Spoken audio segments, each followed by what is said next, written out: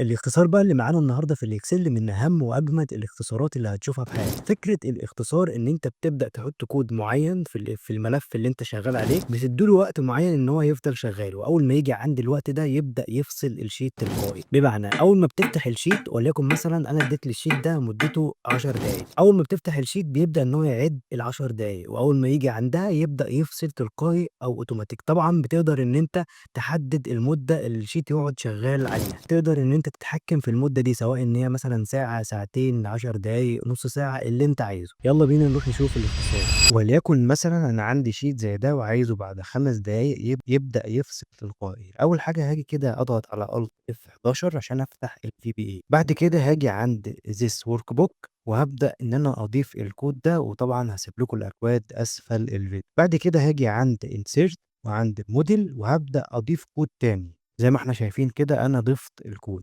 كده الشيت بعد 5 دقايق بالضبط هيبدأ يفصل تلقائي. طبعًا الوقت بيتحسب من أول ما تفتح الشيت.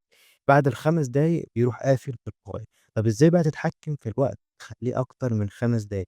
هتيجي كده على نفس الخطوات مرّة تانية، وهتيجي عند this workbook. هنا هتلاقي الوقت زي ما إحنا شايفين هنا الtime أو ال5 دقايق اللي إحنا عاملينهم، تقدر تخلّيه بقى ساعة، ساعتين، ثواني، اللي أنت عايزه. تتحكم هنا أو بتغيّر الوقت من هنا وترجع تخرج، وكده أنت تمام. بعد الوقت اللي أنت هتحدده هيبدأ يفصل تلقائي.